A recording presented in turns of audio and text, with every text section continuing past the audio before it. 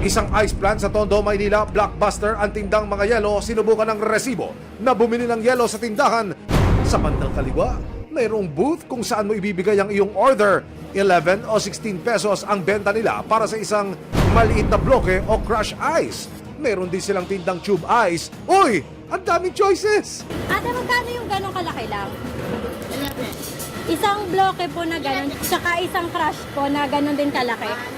Pagkakuha ng stop dito sa booth, ibabato na sa kanilang trabahador ang order, pipila ka lang saglit at idediretso sa mga sandbag o anumang lagayan na dala ng customer ang in-order na yelo.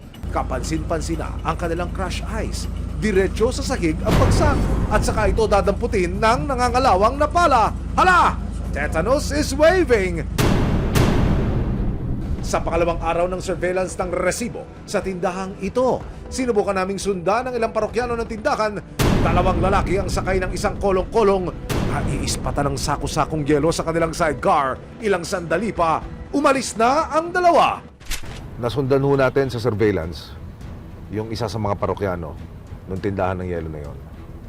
At dito ho ibinabagsak sa isang milk tea shop na nasa pusod at sentro ho ng Pretil. Ilang metro lamang ho ang layo nito mula roon sa tindahan mismo ng yelo na ating inikutan kanina. Ang yelong order mula sa tindahan, dineliver sa milk tea shop na ito at ibinagsak sa kanilang ice chest. At mula rito, dumakot sila ng yelo at isinali na nga sa ilang order ng milk tea. Uy! Ano ang sinkers niyan? Bacteria at germs?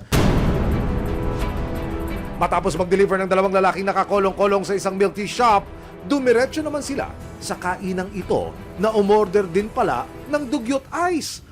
Bukod sa milk tea shop, isang parokyano pa ang ating nasundan. Ilang metro lang din ang layo mula huro sa tindahan ng yelo na yon. Dito naman ho ibinagsak. Isang kainan ito. Parang turo-turo.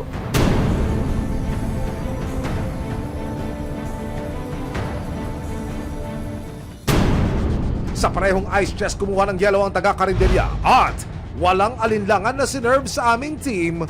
Umorder ang aming team ng pagkain sa karinderya. Siyempre, kung may foods, dapat may drinks din. Pero wait, parang ayaw na pala namin, ate. Ipinadala rin ng resibo sa isang DOH accredited na water testing facility ang ilang mga yelo na aming binili.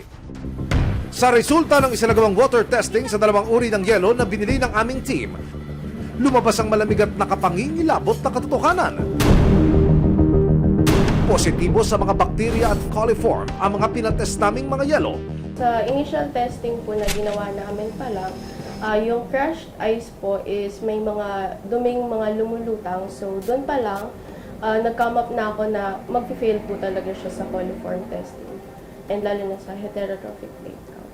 Sabihin, hindi siya pwedeng i-consume ng mga tao, lalo na yung mga yelo na na-expose dahil pwedeng makontaminate. Ibig sabihin, pwede itong makasama sa kalusugan ng mga parokyano ng tindahan kung mainom at makain nila ang maruming yelo. Pwedeng mag-cause ng pagsakit ng tiyan and pwede ring worse magtae yung mga makaka-digest ng yelong ganun.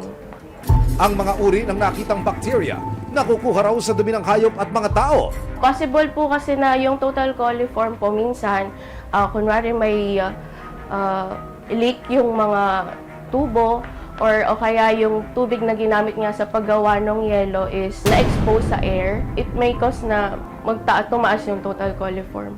Ayon sa isang food safety expert, mishandling ang tawag sa nangyayaring ito sa Tondo. Ice can be easily contaminated. So kaya napaka-importante that we follow personal hygiene practices as well sa mga nag-handle po ng yelo. We have to treat ice tulad ng mga pagkain. We have to make sure that it's not touching the floor. Any equipment that we use to transport the ice should be clean as well. And wala itong mga soil or any debris. Sa pag-asang agaran na maaksyonan, inilapit ng resibo sa lokal na pamahalaan ng Maynila ang mga natuklasan ng aming team na tila karimari-marim. Pero nagdaan ng 3 araw at tuloy pa rin ang yucky business. Kaya sinadya na namin ang City Hall ng Maynila. Nagpaunlak ng panayamang isang kawari ng Bureau of Permits ng lungsod. Ayon sa kanila, hindi raw agad-agad maaksyonan ang ganitong informasyon. May sinusunod daw kasi silang proseso. meron talagang time frame po yan. Unlike before po, during the previous administrations po, meron pong tayong bagong patakaran na ito po ay dapat dumaan sa City Legal Office. Ito po sa mission order, hindi lang po nakasaad yung name and address, ngunit dapat specific rin po kung bakit po kailangan inspeksyonin yung ganong establishment. Ilan pa po kayang customers ang iinom at kakain ng maruming yelo? Pero sinisiguro daw nila na magsasagawa sila ng inspeksyon oras na makalap nila ang sapat na impormasyon tungkol sa negosyo. We will endorse it to the other departments kasi kukuha po tayo ng inspector coming from them. So bago po magawa yung mission order, we will refer this to particularly po sa Manila Health Department. Pagdating sa kaligtasan at kalusugan, kailangan ng maagap na solusyon at dahil may resibo kami, mag-aabang po kami sa inyong aksyon.